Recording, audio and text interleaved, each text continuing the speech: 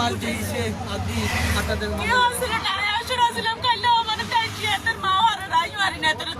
মা উড়েছে হাতে কিন্তু আরো দিবার ধমক দিছে আপনার কিল্লে মারছে মাঝে আজ দৌড়ার আগে ভোট চাইছি তারা দিবার ধমক দিয়েছে গত মাসের কাছে ভোট কিনলে দিয়ে মানে আপনি জামাতের ভোট কেন চেয়েছেন এই জন্য আপনাকে মারা হয়েছে আপনার ঘরের মধ্যে এসেই ঘরে ঢুকি হাতে আরো মারছে কে মারছে? দিবার ধমক দিছে কলিয়ার মধ্যে চলে গেল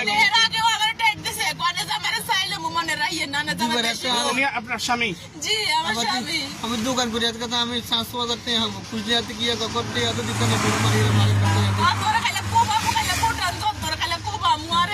মানে আপনি তাকে দোকানের টাকা পেতেন পাওনা টাকা যখন চেয়েছেন বলেছে যে আপনাকে মেরে ফেলবে এরকম একবার তো বড়োর ব্যাপার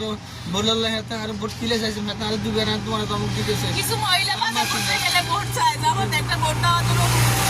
ও পায় তোর এটা বলছস কা তুই ওর ভোট চাইছিস কা আমার কারণে সবাই জমক চলিয়ে যায় তোর কারণে আগে ভোট বুকুন দিস হয়ে গেছে এতে আর একবার দিয়ে তোমাকে ধমক দিয়ে গেছে তা আর ডরে কিরকম কিছু করতাম হয় না তুই কেতন বিষয় দিছিস আপনাদের বাড়ির লোকেশনটা একটু বলুন বাড়ি কোন জায়গায় বাড়ির জরুল্লাবাই থেকে হুরনো থেকে আমি তার বাড়ির সামনে নতুন বাড়ি করছি স্যার দোকান একটা করে বাড়ির সামনে বুঝলেন নি হ্যাঁ আমার বাড়ি দিনের বাড়ি হলে ইব্রাহিম মুন্সি বাড়ি বুঝলেন নি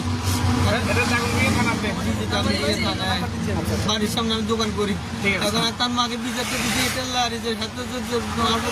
আমাদের বাড়ি তো না নেই আমার বাড়ি দক্ষিণ ভবানীপুর জরুল্লাহ বাড়ি তো থেকে হুরনো দিকে হাজি বাড়ির সামনে আমি নতুন বাড়ি করছি হ্যাঁ ও কেমনে মারছে আপনার মারছি এতে আমি নামাজ পড়ি আসছি আরে আমি ঘরের সামনে খাইছি এতে পাঁচি চলে আসছি মানুষের করা স্বামীরে মার গেলে আপনার কি বলছে